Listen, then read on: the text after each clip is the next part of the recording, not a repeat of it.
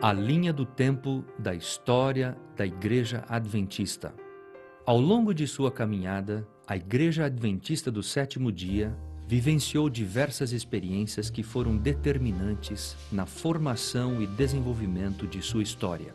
Como igreja, cremos que nossas raízes originam-se na Bíblia, a Palavra de Deus, percorrendo a vida de patriarcas, profetas e reis, os quais foram representantes de Deus durante o período do Antigo Testamento. Porém, vindo a plenitude dos tempos, Deus enviou seu Filho ao mundo para trazer luz e esperança de vida eterna. Com o propósito de revelar a glória de Deus, Jesus veio fundar o cristianismo. No entanto, durante sua história, enfrentou inúmeras provas e desafios.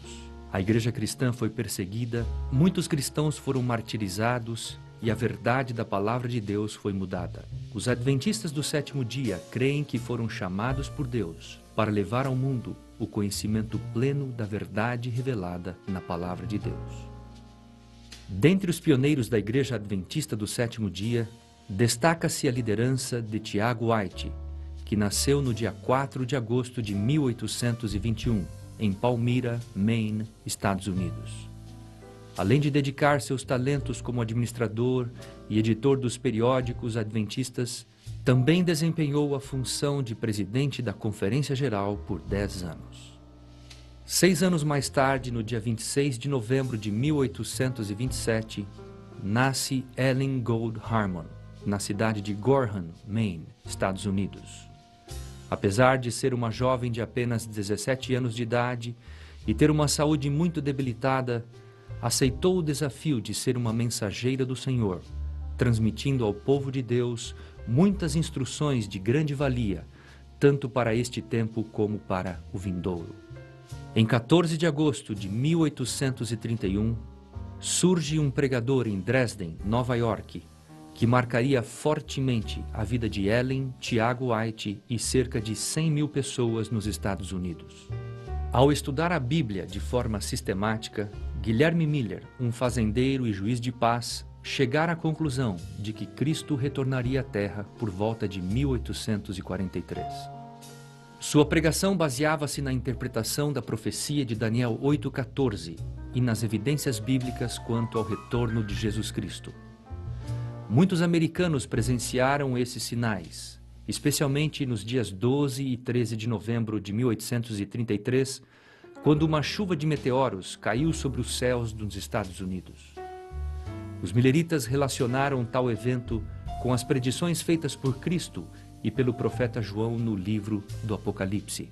Em 1836, aos 9 anos de idade, Ellen Harmon sofreu um acidente o qual a impediu de frequentar a escola e desenvolver atividades regulares. Uma colega atingiu seu rosto com uma pedra, quebrando o seu nariz. A fratura a deixou 3 semanas inconsciente, desacreditada de recuperação pelos próprios médicos. Como resultado, Ellen Harmon cresceu com sérias debilidades físicas, porém manteve-se firme no seu relacionamento espiritual com Deus.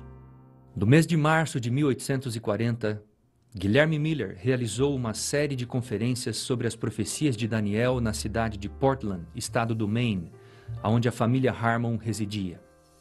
Ao ouvir o conteúdo da pregação de Miller, ela e sua família aceitaram a mensagem quanto ao breve retorno de Cristo. No entanto, em face a esta decisão, a família Harmon foi excluída do hall de membros da Igreja Metodista em setembro de 1843. 2 anos mais tarde, a primeira manifestação do espírito de profecia ocorreu entre os milleritas. William Foy, pastor negro, batista, recebeu a primeira de suas 2 visões em 18 de janeiro de 1842. O conteúdo referia-se ao céu e à proximidade do julgamento. No entanto, Foy relutou ao testemunhar suas mensagens devido ao preconceito racial da época. A pregação de Miller impressionou muitos corações. Ellen Harmon estava entre estes, e como demonstração de sua fé, foi batizada na Igreja Metodista em 26 de junho de 1842. Como um seguidor das verdades sustentadas pelos milleritas, nesse mesmo ano, Tiago White iniciou suas pregações sobre a volta de Jesus. Embora o movimento milerita fosse composto por membros de diversas igrejas, muitas pessoas rejeitaram sua mensagem. Por outro lado, congregações inteiras uniram-se na esperança do advento. Dentre elas, a Igreja de Washington, New Hampshire, que era liderada pelo pastor Frederick Wheeler em 1844. Esta congregação se tornou a primeira igreja adventista a guardar o sábado por influência de Raquel Oakes. Com base nos cálculos das profecias bíblicas, Samuel Snow concluiu que o retorno de Jesus ocorreria no dia 22 de outubro de 1844. Pouco antes dessa data, Hazen Foss recebeu uma visão onde viu os mileritas caminhando rumo à terra prometida. No entanto, Foss rejeitou o chamado de Deus e, quando tentou relatar sua experiência, sentiu que o Espírito Santo o havia deixado. Nesta ocasião, cerca de 100.000 pessoas aguardavam em suas casas, reunidos em bosques, esperando Jesus aparecer entre as nuvens do céu. Essa data entrou para a história como o dia do grande desapontamento. No dia seguinte, Deus consolou o grupo de crentes, dando a Irã Edson uma resposta a respeito do que realmente acontecera. Em um vislumbre, ele viu Cristo entrando no lugar santíssimo do santuário celestial e não retornando à terra, conforme os mileritas haviam pregado.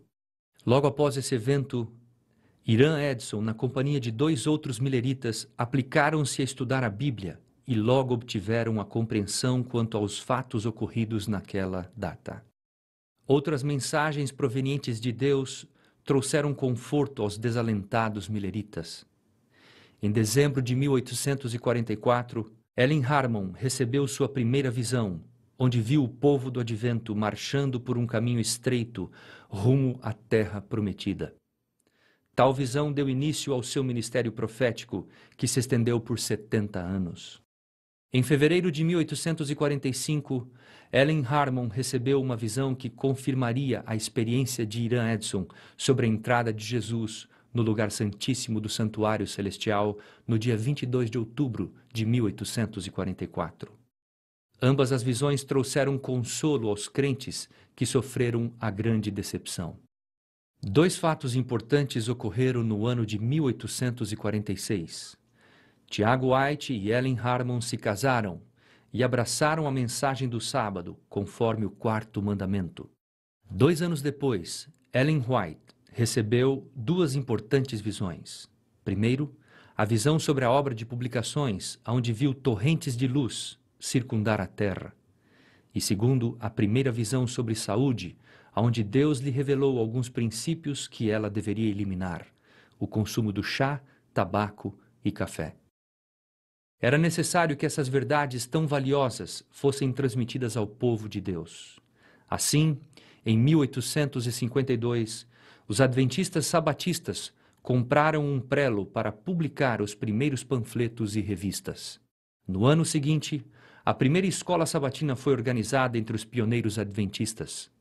Em 1858, Ellen White recebeu uma revelação que ficou conhecida como a visão do grande conflito, onde Deus lhe mostrou a história cósmica do plano da redenção. Durante o ano de 1860, 2 fatos importantes ocorreram na Igreja Adventista do Sétimo Dia. Em primeiro lugar, a Associação de Publicações Adventista foi organizada. E, em segundo, um nome oficial foi designado para o movimento: Igreja Adventista do Sétimo Dia. Após esses 2 episódios, a Igreja Adventista passou a criar núcleos administrativos a fim de organizar o trabalho de crescimento de suas igrejas. Desta forma, em 6 de outubro de 1861, foi organizada a primeira sede, que passou a ser conhecida como a Conferência de Michigan. Em maio de 1863, a Associação Geral da Igreja Adventista do Sétimo Dia foi estabelecida, tendo John Byton como seu primeiro presidente. Nesse mesmo ano, na cidade de Otsego, estado de Nova York, Ellen White recebeu a visão mais importante sobre saúde, onde Deus lhe revelou importantes princípios relacionados a essa área. 3 anos mais tarde, em setembro de 1866, a Igreja Adventista abriu sua primeira instituição de atendimento ao público, que se tornou conhecida como o Instituto Ocidental da Reforma de Saúde. Ao longo de sua história, os pioneiros da Igreja Adventista do Sétimo Dia relutaram em abrir escolas. O pensamento que possuíam estava sempre focado na volta do Senhor Jesus. No entanto, em 1872, Deus comunicou uma visão a Ellen White, na qual foram revelados amplos princípios de educação, os quais deveriam ser aplicados à escola. Como resultado dessas revelações, em 3 de junho de 1872, foi aberta a primeira escola adventista na cidade de Battle Creek. 2 anos depois, em 1874, a igreja fundou sua primeira instituição de ensino superior, o Battle Creek College. Nesse mesmo ano, John Andrews foi enviado à Europa como primeiro missionário além-mar da Igreja Adventista. No ano seguinte, em 1875, a segunda editora da igreja nos Estados Unidos, a Pacific Press Publishing Association, foi fundada em Oakland, Califórnia. Uma das provações mais duras que a família White enfrentou em sua jornada foi a perda de Tiago White, no dia 6 de agosto de 1881, aos 61 anos de idade. No entanto, a igreja deveria continuar avançando em sua trajetória. Em abril de 1882, Urias Smith, um dos pioneiros mais promissores da igreja, lançou o livro As Profecias de Daniel e Apocalipse. Seguindo o fluxo do tempo, no ano de 1888, um dos acontecimentos mais relevantes da história do Adventismo ocorreu na 27ª Assembleia da Associação Geral na cidade de Minneapolis. Neste evento, foram discutidos assuntos de suma importância que contribuíram para o avanço da igreja e, sobretudo, quanto ao cumprimento de sua missão. O principal tema ali discutido foi a justificação pela fé em Cristo Jesus. As principais mensagens foram apresentadas pelo pastor Urias Smith e pelos jovens Elliot Wagner e Alonzo Jones. Um dos resultados principais dessa assembleia foi a decisão de enviar missionários para alcançar povos de áreas remotas da terra. Então, em 20 de outubro de 1890, o pastor John Tay foi enviado para a ilha de Pitcairn, no sul do Pacífico. Com o propósito de solidificar a obra no continente da Oceania, Ellen White foi enviada à Austrália no dia 12 de novembro de 1891. Durante 9 anos, atuou de forma intensa como uma serva fiel, ajudando a fundar e estruturar a obra educacional e de saúde. Um dos livros mais importantes de Ellen White, intitulado Caminho a Cristo, foi publicado em 1892, o qual se tornou a obra mais difundida do seu acervo. Atualmente, ela está traduzida em mais de 160 línguas e dialetos. No mês de julho de 1894, o pastor Edson White, filho de Ellen White, iniciou um projeto missionário junto aos negros do sul dos Estados Unidos. Numa embarcação a vapor chamada Morning Star, ele imprimia materiais e, com o auxílio de uma professora, alfabetizava alunos. Ao regressar da Austrália em 1900, Ellen White adquiriu uma propriedade em Helms Haven, estado da Califórnia, local em que passaria seus últimos anos de vida. Em 1901, participou da Assembleia da Associação Geral da Igreja Adventista em Battle Creek, estado de Michigan. Neste evento, sob orientação divina, ela apresentou aos líderes a necessidade de uma reorganização estrutural no sistema administrativo da igreja. Neste mesmo ano, ela também reforçou a ideia de que a liderança da Igreja Adventista deveria descentralizar-se, saindo de Battle Creek em direção a outras áreas geográficas do país. Com meses de antecedência, Deus lhe mostrou em visão a cena do sanatório e a casa editora sendo destruídas. Tais fatos se cumpriram conforme a visão a ela revelada. Em 1903, foi lançado o Manual da Educação Cristã Adventista, o clássico Educação, manual de consultas para todo o educador cristão. No ano seguinte, Ellen White teve que enfrentar uma forte heresia que surgiu a partir da publicação do livro The Living Temple, de autoria do Dr. Kellogg. Tal obra defendia as ideias panteístas que confundiram muitos adventistas, levando-os à apostasia juntamente com o Dr. Kellogg. Com 82 anos de idade, em abril de 1909, Ellen White fez a sua última viagem a trabalho para a costa leste. Nesta ocasião, de acordo com a luz que havia recebido, orientou os líderes da igreja para que estabelecessem uma escola bem equipada, que preparassem seus alunos para o exercício legal da medicina e que estivessem oficialmente reconhecida junto ao governo.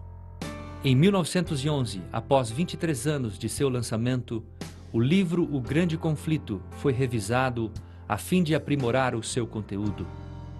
A versão revisada é aquela que circula até os dias de hoje. Em 9 de fevereiro de 1912, Ellen White preparou um testamento onde designou o estabelecimento de um comitê de depositários dos seus escritos, que era composto por 5 pessoas, tendo seu filho William White como diretor. No mês de maio de 1913, ela proferiu sua última mensagem aos líderes da igreja por ocasião da Associação Geral, que ocorreu na cidade de Washington. Após esse evento, ela dedicou a maior parte do tempo na edição de seus escritos. No dia 3 de março de 1915, a irmã White recebeu sua última visão, onde Deus lhe revelou a importância de preparar novos livros e materiais para os jovens. Era o desejo de Deus que os jovens pudessem ter uma visão mais clara sobre a justificação pela fé e a perfeição do caráter, a fim de prepará-los para a vida eterna. Após uma queda, no dia 13 de fevereiro de 1915, sua saúde se agravou, levando-a a um estado de fraqueza intensa. E assim, numa sexta-feira à tarde do dia 16 de julho de 1915, ela morreu na paz do Senhor. Suas últimas palavras foram: "Eu sei em quem tenho crido." Por ocasião de sua morte, 24 livros haviam sido publicados. Quando tratamos da história da Igreja Adventista do Sétimo Dia, é necessário realizar um profundo estudo das raízes do seu desenvolvimento, não só pelo fato de firmar sua identidade singular, mas também para renovar a esperança gloriosa do breve retorno de Jesus Cristo. As experiências vivenciadas pelos pioneiros despertam em nós o espírito de missão. Nelas comprovamos a maneira como Deus conduz a história de sua igreja. Desta forma, podemos estar seguros nas palavras reveladas pela mensageira do Senhor. Ao recapitular a nossa história passada, havendo percorrido todos os passos de nosso progresso até o nosso estado atual, posso dizer: louvado seja Deus. Quando vejo o que Deus tem executado, encho-me de admiração e de confiança na liderança de Cristo. Nada temos que recear quanto ao futuro, a menos que esqueçamos a maneira em que o Senhor nos tem guiado e os ensinos que nos ministrou no passado.